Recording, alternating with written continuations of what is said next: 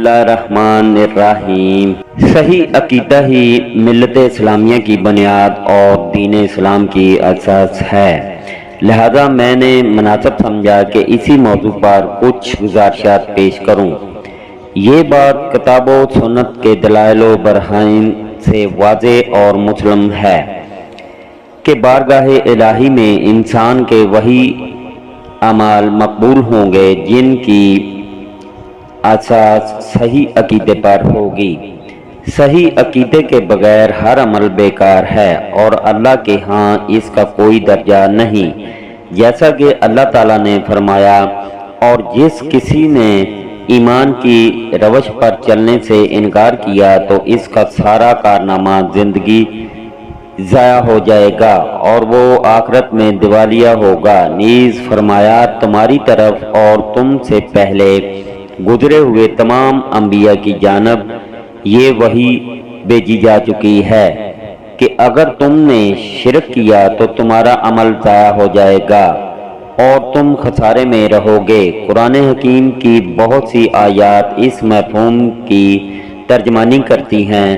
اللہ تعالیٰ کی کتاب مبین اور اس کے رسول امین صلی اللہ علیہ وسلم کی سنت سے جس صحیح عقیدے کے خد و خال واضح ہوتے ہیں وہ اجمالی طور پر یہ ہیں: اللہ تعالیٰ پر، اس کے فرشتوں، اس کی کتابوں، اس کے رسولوں اور روز آخرت پر ایمان، اور اس بات پر ایمان کے اچھی بری تقدیر اللہ تعالیٰ کی طرف سے ہے۔ ان 6 ارکان پر صحیح عقیدے کی اساس ہے جس کے استحکام کے لیے اللہ کی کتاب نازل ہوئی ہے، اور اسی کے لیے اللہ تعالیٰ نے اپنے رسول حضرت محمد صلی اللہ علیہ وسلم کو مبعوث فرمایا۔ اللہ اور اس کے رسول صلی اللہ علیہ وسلم نے جن غیبی امور کی خبر دی ہے اور جن پر ایمان لانا ہر مسلمان کے لیے ضروری ہے، سب کے سب انہی 6 بنیادی ارکان کی تفسیر و ترجمانی ہے جو کتاب و سنت کے ذریعے کی گئی ارشاد باری تعالیٰ ہے۔ نیکی یہ نہیں کہ تم اپنے چہرے مشرق کی طرف کر لو یا مغرب کی طرف، بلکہ نیکی یہ ہے کہ آدمی اللہ، یوم آخرت، ملائکہ، اللہ کی نازل کی ہوئی کتاب اور اس کے پیغمبروں پر ایمان لے آئے۔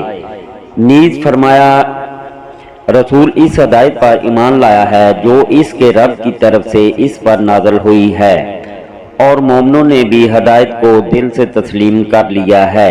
یہ سب اللہ، اس کے فرشتوں، اس کی کتابوں اور اس کے رسولوں کو مانتے ہیں، اور ان کا قول یہ ہے کہ ہم اس کے رسولوں میں سے کسی ایک میں تفریق نہیں کرتے۔